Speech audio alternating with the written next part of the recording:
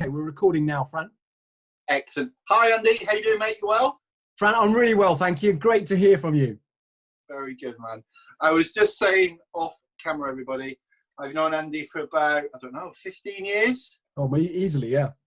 And you're getting younger, and I'm getting bloody greyer, older, and fatter. What are they giving you in Yorkshire? I had an easy paper round, mate. No blocks of flats or anything, just bungalows. Good, man. Well, Andy, thanks for doing this, buddy. I really appreciate it. So the theory behind me interviewing people who I've worked with and done some mad stuff with over the few years was to get an insight into, obviously, what's going on in the world today, their view of resilience, right? And I spoke to my boy Sullivan yesterday. We did a little video, and he asked me one question to ask you, which I thought was very insightful, which I think will open up a myriad of topics about how you get yourself into a mindset which creates resilience. How do you get yourself to a point where you understand and recognise where resilience comes from? And he's only 13, and I thought, bloody hell, that's a better question than I could ask. But I'm also thinking personal resilience as well. When the lights are off and you're in your 1 square yard of real estate upstairs, it can be quite a lonely place sometimes. And I know I've been affected by what's going on, and it can be quite scary. And I was just thinking, somebody like yourself who's done so many incredible things, how you get your mindset set to be resilient every day and carry out the tasks you need to do to get through the day, really. It's a great set of questions. For me, I think, if we go back to the origins of the word resilience, it simply means to be able to bounce back. All right. To regain control or to regain happiness and success after having gone through a very challenging or difficult circumstances. So I guess now more than ever is a great time to look at how we kind of allow our identity to position us, because it has a lot to do with our identity. Henry Ford famously said, whether you think you can do a thing or you think you cannot, you're right. And because that's a self-fulfilling prophecy in this 1 yard of real estate, isn't it? Yeah. Your psychology is really important. And I think before we can be resilient, we must have come to the end of our feeling that we're in control, if you like, or we feel like we come up against the buffers. We're exhausted, or perhaps we've got to the stage where we have surpassed all of our previous points of recognition. Yeah, does that make sense for where we are? And when I think about myself in the world of extreme endurance, the way you build resilience is by constantly trying to go a little bit further than you've gone in the past. Constantly pushing that envelope, pushing the boundaries, and being that little bit, more stubborn, I think. But there comes a point when we have to stop at the end of each day. Perhaps if it was for me for a multi-day event like 5.5 marathons across the Sahara, or bigger events that I've taken part in, there comes a natural point where the day's activity comes to an end. And then what I call the 5 R's of resilience kick in, Fran. And the first one is to rest. So we need to rest our mind, we need to rest our body, and we need to just come to that place of peacefulness and calm in sometimes what can be a world of chaos. So the first thing is to rest, recharge the batteries, if you like. And the next thing is to reflect. And so in the Challenge 66 world record attempt, when I tore my Achilles tendon on day 2, it became a completely different challenge, than the one I'd envisaged. So after each day, it was a case of resting and then reflecting on, what are the good things I can take out of today? What did I do well today? And as a team, what did we do well as a team that got us to the finishing line? That 50-kilometer each day finishing line, or the 31.07 miles. So immediately once I crossed the finishing line and the interviews with celebrities or dignitaries was out of the way, it was about resting and reflecting. So giving the mind a chance to take something positive out of the day. What do we do well that got us the result today? And then it's about recuperating. It's about, how do I recover my energy in order to be able to perform tomorrow? So what do I do to restore the body? And for me, there was obviously physiotherapy involved and injury therapy.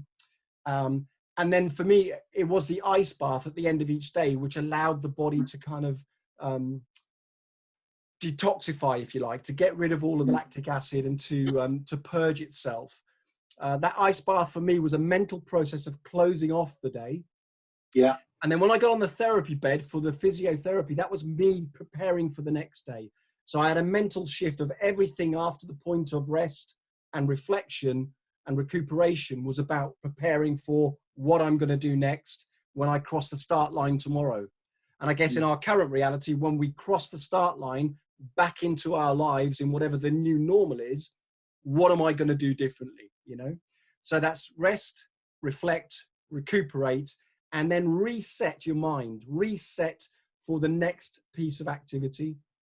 Yeah. And that sets us up nicely to rebound, you know, to be resilient, to come back stronger than we were yesterday. Yeah. I remember, I can't remember which one it was, but I don't know if you remember, but I joined you at Winchester. Which one was that? Was that like number 31 or something stupid like that? It probably was close to about 30, I think, yeah.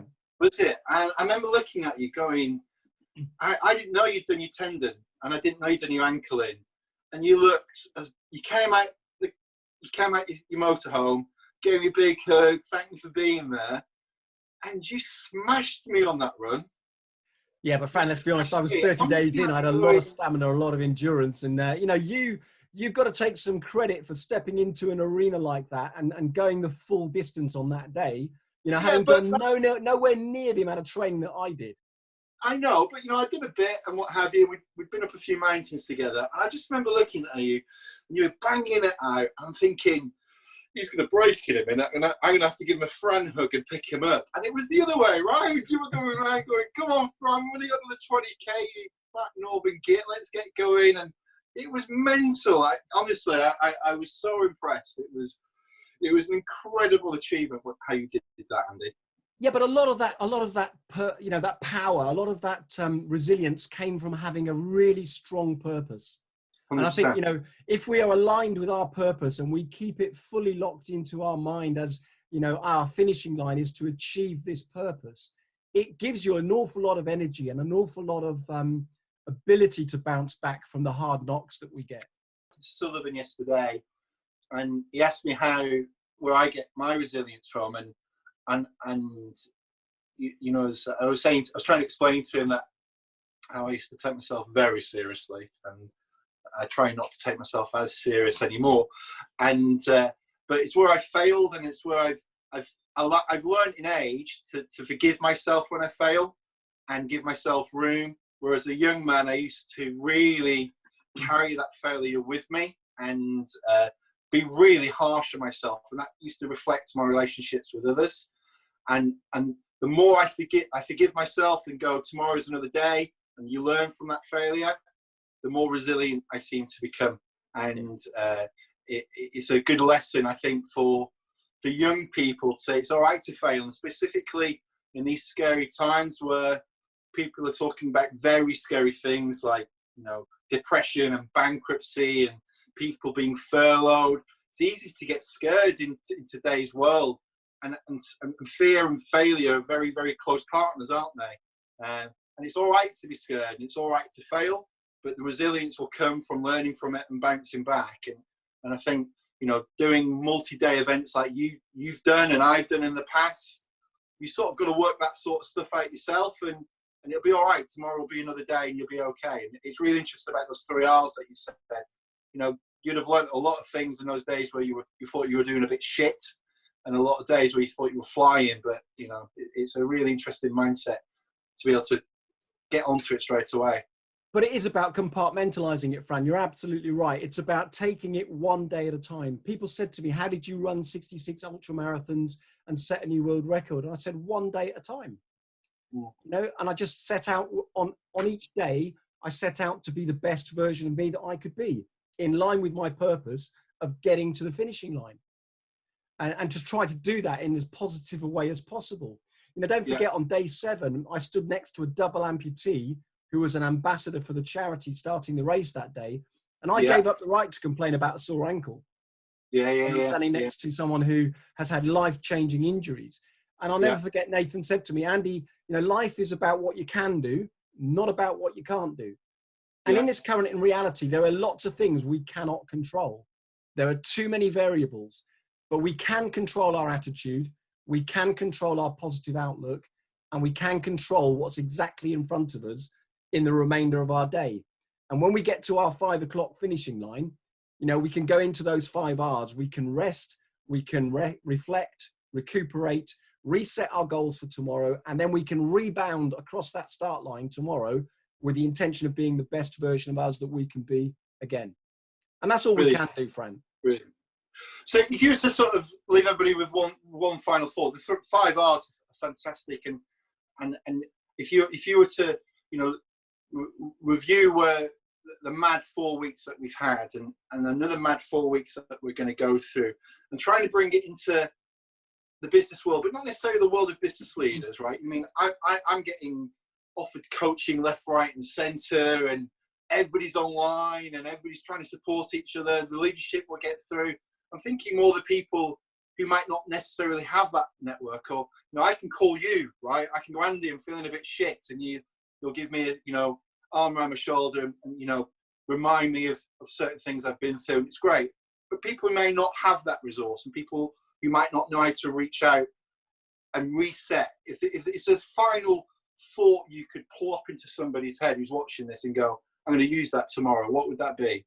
One of the key pieces of work I do in the realms of the clinical hypnotherapy and psychotherapy, and I mean, I'm working with people from suicide, you know, attempting suicide, coming back from it, is to help them regain emotional balance and emotional well-being. So it's not so much about mental health, it's about being emotionally well and stable. And one of the best pieces of advice I can give everyone is to start your day with a purpose, an intention of achieving something during the course of your day. And when you end your day, you finish your day off, is to reflect with gratitude on the things that you've done well. What are you proud of as a result of the way that you've behaved today? What do you feel proud of? And it might be, Fran, that we have the opportunity to put a smile on someone's face, to share a piece of advice with them, you know, just to give them that piece of positive praise and appreciation for a quality we admire in them, like, you know, you did for me, and I absolutely admire in you.